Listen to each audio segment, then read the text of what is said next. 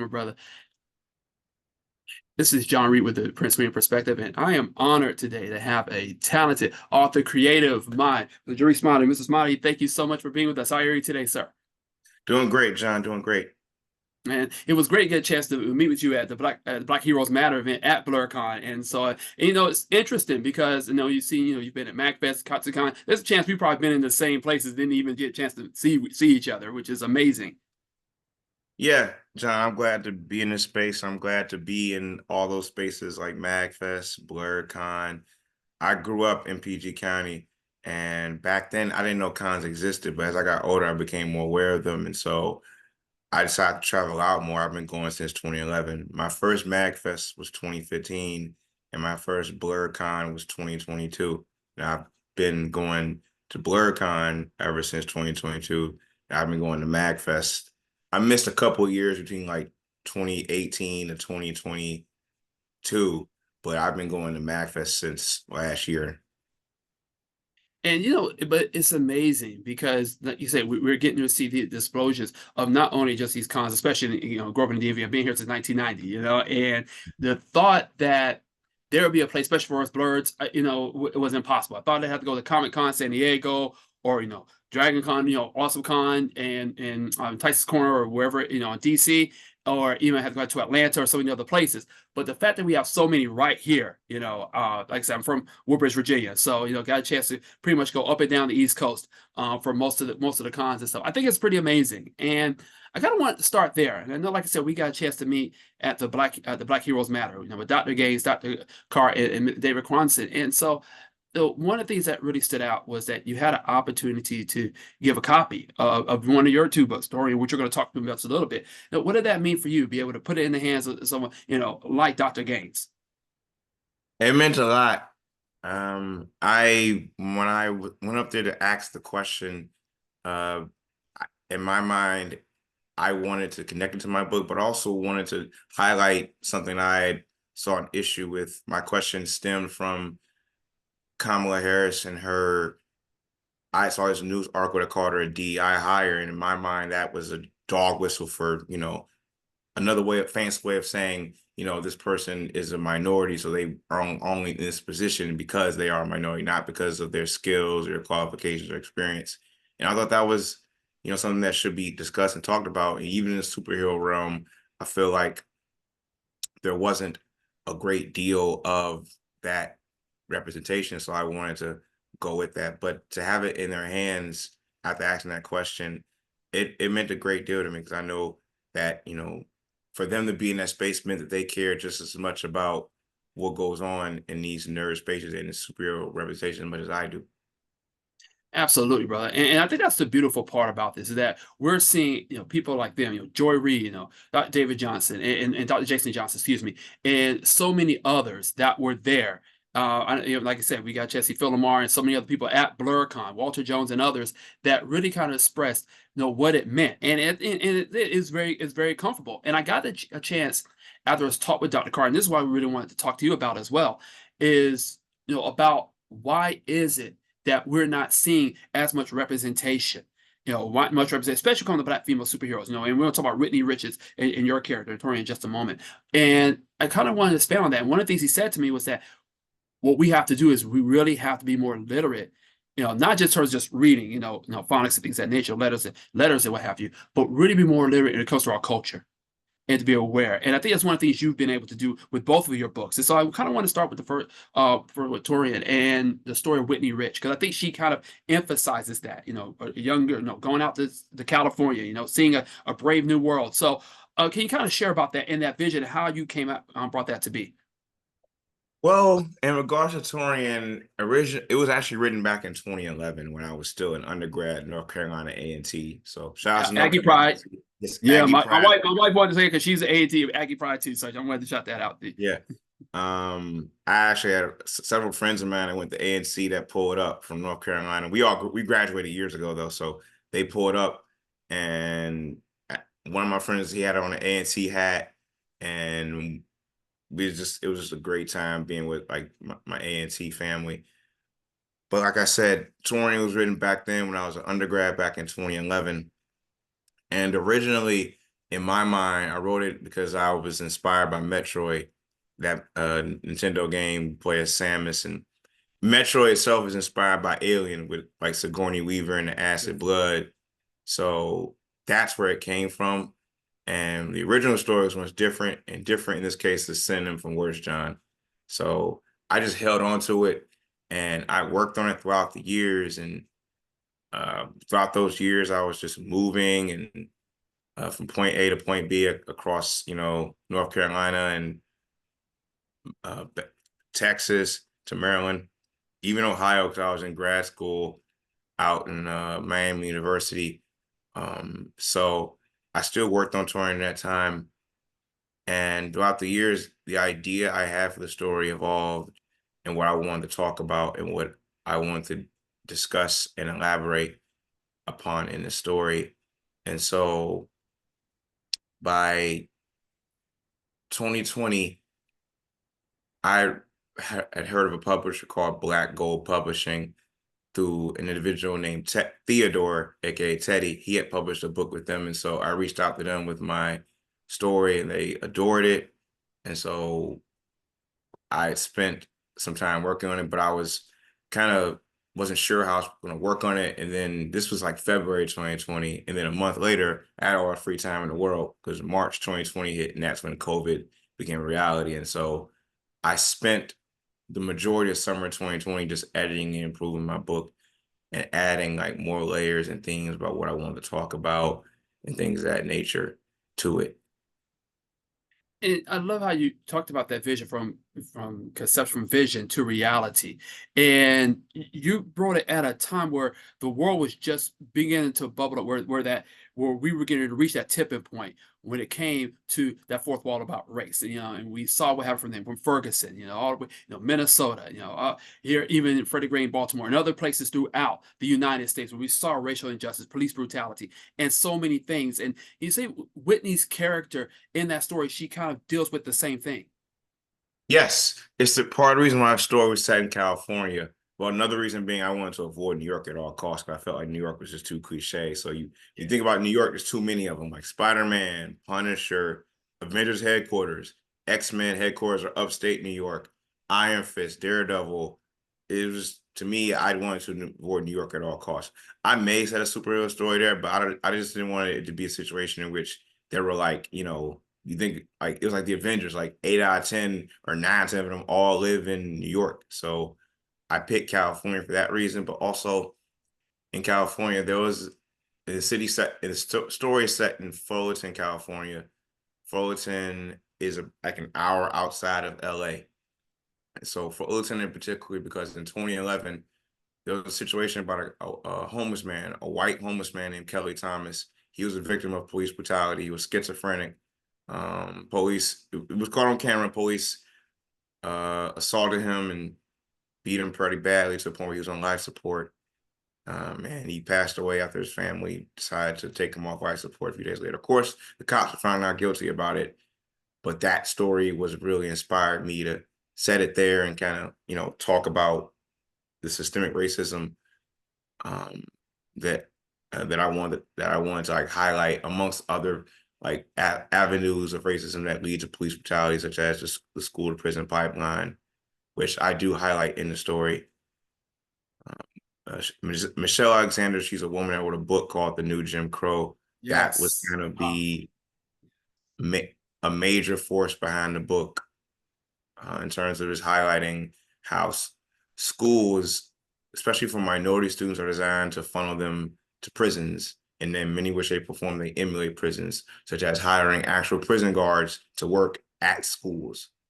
So stuff like that is what I wanted to really shed light on in Tourian, amongst other things.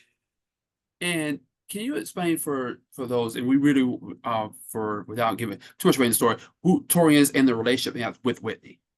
Oh, Tourian is kind of she's an alien who inhabits her body through a series of events. And she has aliens with her that inhabit her friends' bodies because her and her friends are all kind of in the same place. And they encounter these aliens and they inhabit their bodies.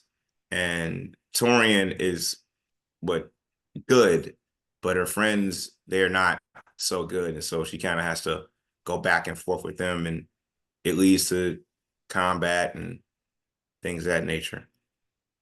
And it was so powerful because when you think about the relationship between Tourian that she has with Whitney, and like you said, and everything that Whitney's already accomplished on top of dealing with society, the change, moving to Fullerton, California, and everything else. Now you gotta have this alien embodiment upon her, and it kind of speaks to what we as Black people know must deal with. We're dealing with, it's more than just going to our 9 to 5, dealing with our families. We deal with all types of struggle. And for brothers like ourselves, sometimes we don't know, can we go down the block without being harassed? Can we go to certain places, and we got to worry about people clutching their purses and things of that nature. And I think with Whitney's story in Rachel Victorian, it's almost a reminder to us, that there are so many things that forces that we deal with, but we do have also that support system as well to help us and guide us. And one of the things that was brought up in the Black Heroes Matter discussion too was because Whitney Rich and Tourian, this Black female representation, Yeah. and we don't see that often. I know a lot of people just talk about, I don't know if you watched the Acolyte series, but we started to finally see that. Saw it in the Obi-Wan Kenobi series. We got a chance to you see, of course, in the Watchmen, the Watchmen series, and others. And so, what will it take for us to finally see a story like Whitney Ridge, like Tourian, to have that Black female superhero representation, maybe jump from the books to a larger stage? I think a lot of it is just, people finding these things and engaging with them, and an audience being built around it and seeing where it goes. If people are if large enough people support something and gather, it will catch attention sooner or later. That to me, that's what it all takes. I think with those other stories, what helped was they had an established IP behind them. So with Watchmen, Watchmen is already an established iconic brand and storyline.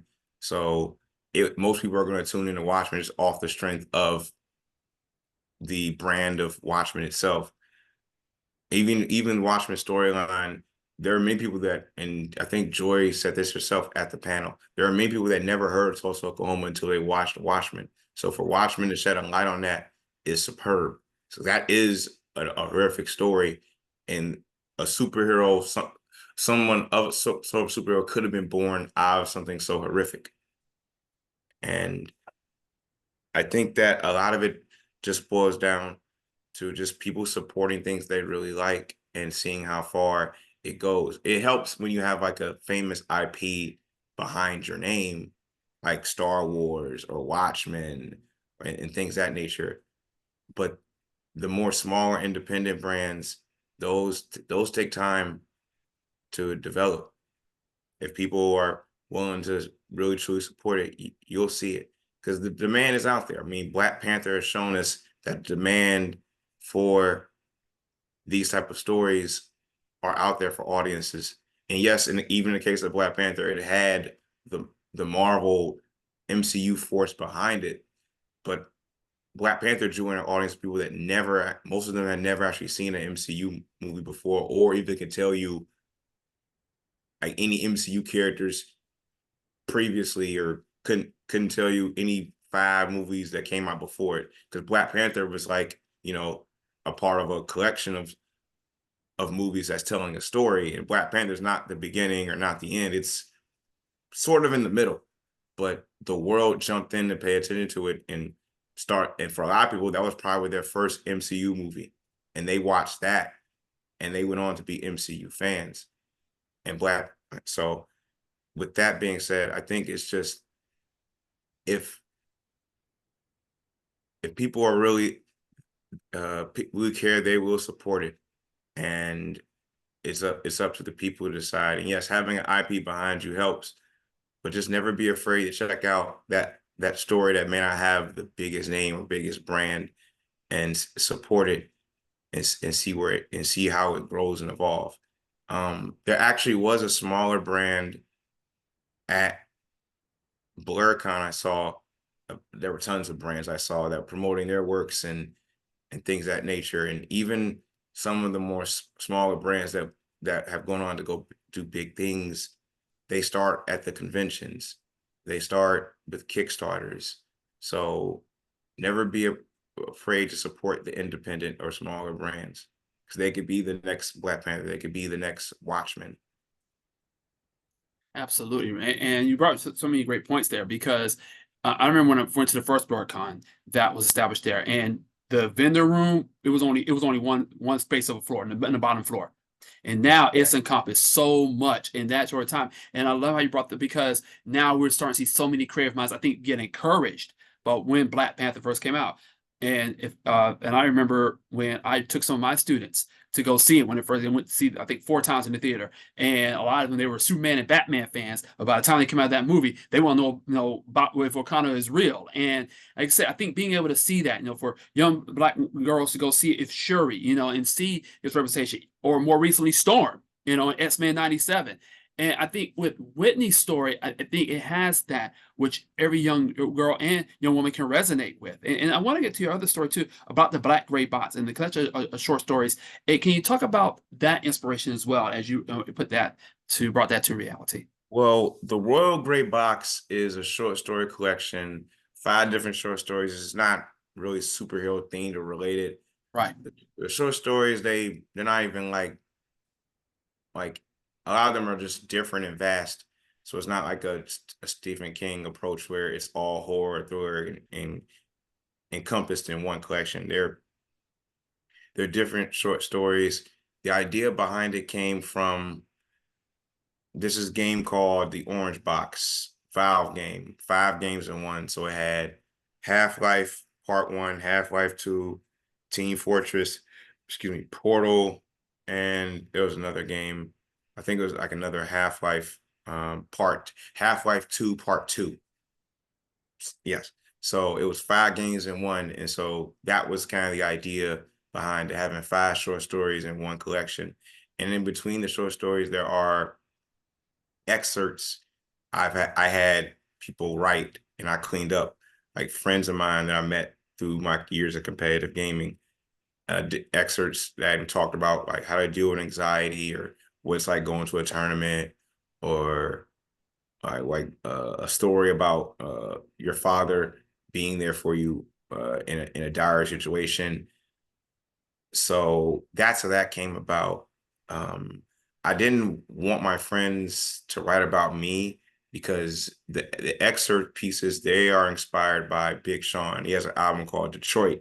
On the album, he'll have people come in and talk about the city of Detroit. So on the first album, it was like Young Jeezy, Common, and Snoop Dogg. On the second one, it was Dave Chappelle, Erykah Badu, and Stevie Wonder. They all talked about their experiences in Detroit. I didn't want my friends to come write about me. I felt like my name isn't big enough yet and that it was too self-absorbed. So I just gave them a topic and they wrote about it. And so I put those pieces in there as kind of just like, as you finish the story, this is just a little piece of advice, or just sort of like a save spot, if you will, to kind of help you catch your breath from to go to the next story. So Royal Grey Box, they were short stories. Some of them I had actually written fresh, and a lot of them were stories I've been sitting on for years that I really wanted to just bring to life and elaborate upon. That's really powerful because it shows collaboration. And I think that's one of the things we're even seeing. And I think BlurCon was kind of a celebration of that and what you put together and being able to have your friends working with you. I think, and can you say this, Jaurice, that we're seeing that now more than ever before, is that there's no, when it comes, especially, and we both know this, when it comes to Black culture, not one size fits all approach.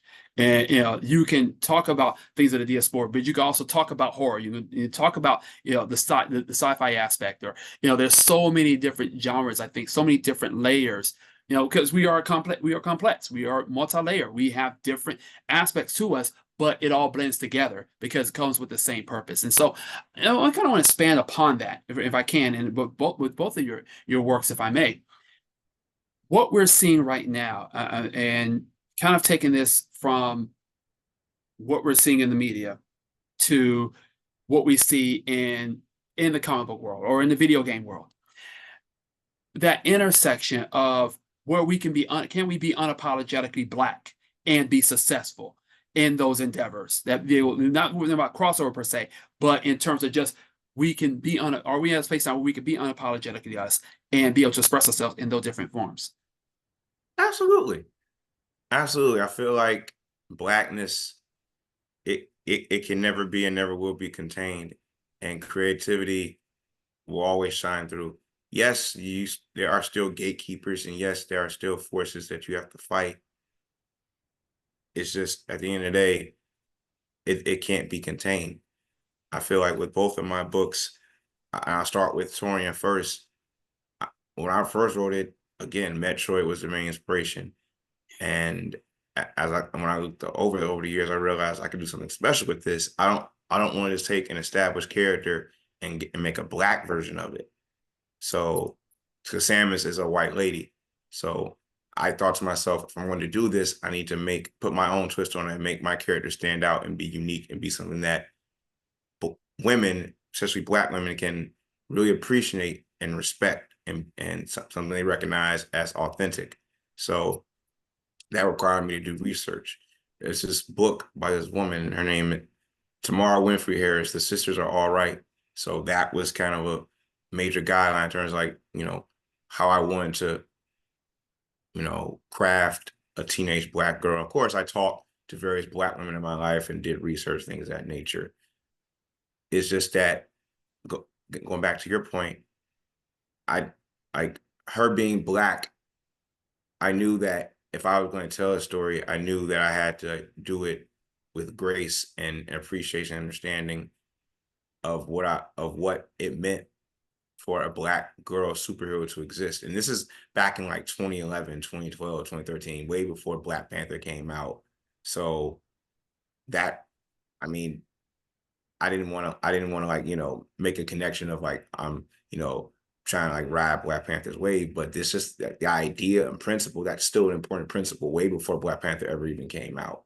The idea that if you're going to craft or create a black character in a story, it needs to be done with grace and respect and understanding of blackness and the culture that the character comes from. And that was my mission with Whitney. Whitney is a character who she's actually based off a lady who I went to college with. I met her back in undergrad at A&T. She was the same age I was, and so her face is actually on the cover. This is her face. She let me use her face, and so I had an artist out in Charlotte that I met.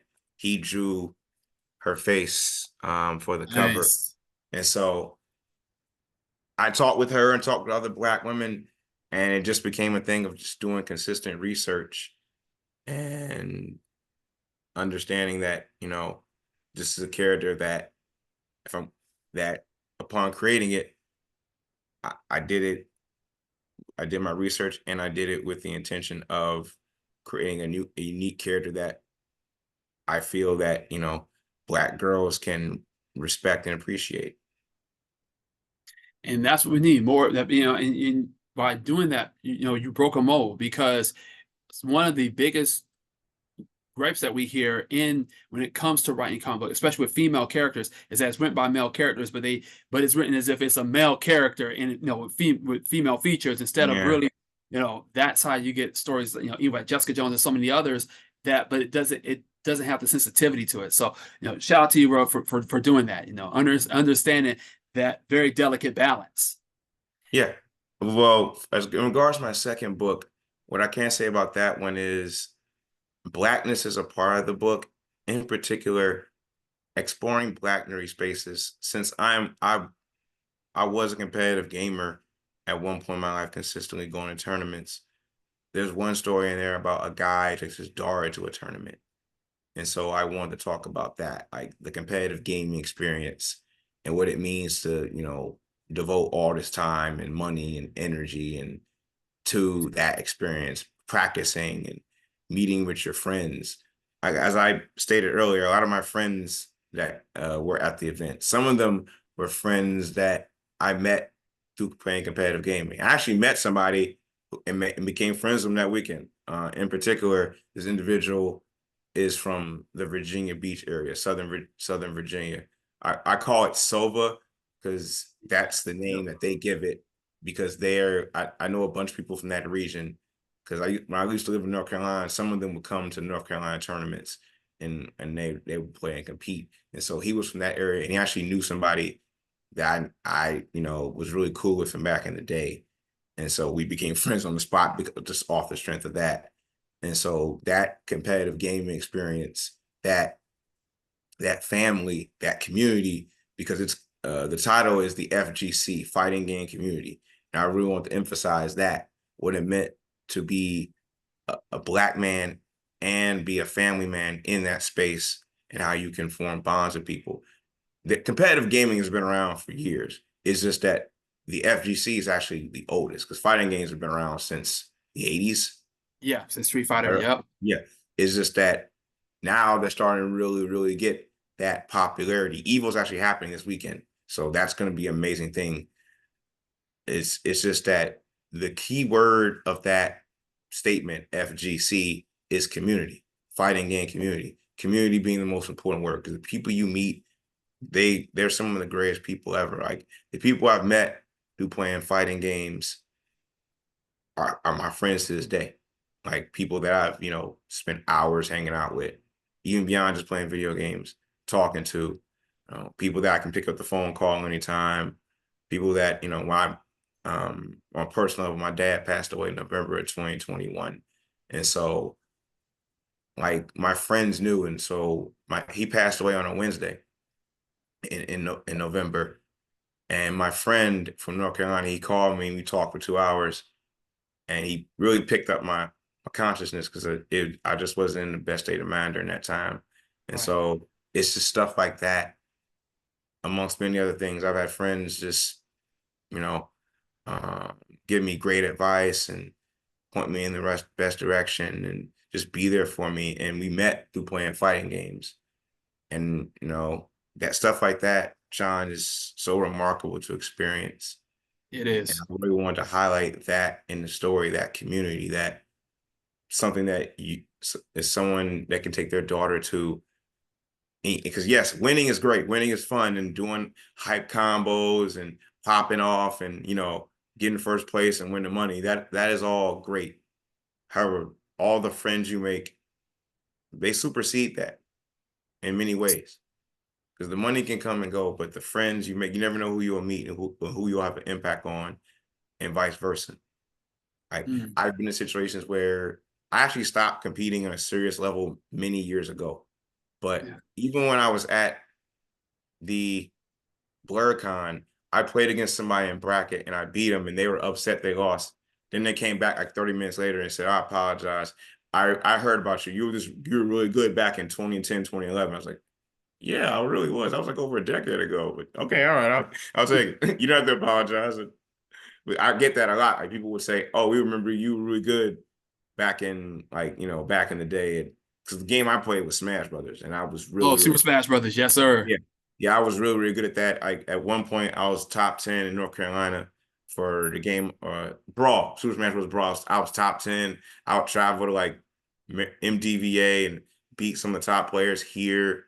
I would take games off top players.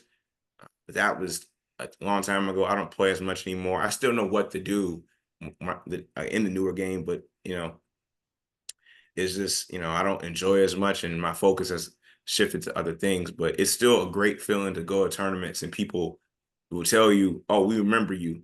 I heard about you." That that to me lets me know that, I had an impact.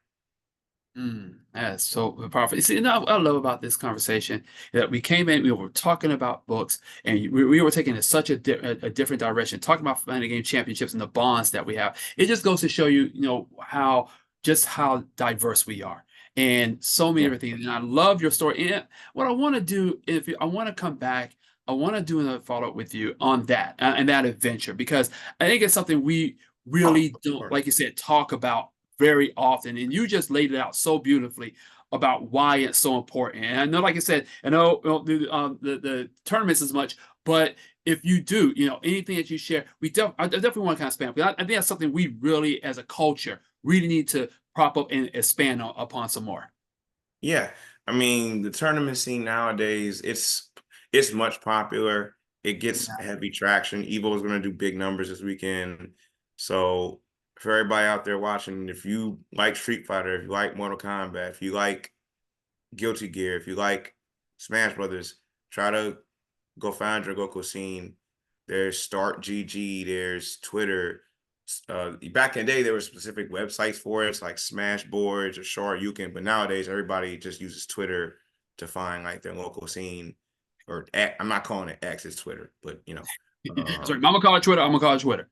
or Facebook as well, like to find your local scene. So, for example, if I lived in North Carolina, I would type in North Carolina Smash Brothers on Facebook and see what comes up, because there are groups you can join. There's Discord you can join, have like chats with people and things of that nature. So seek those out.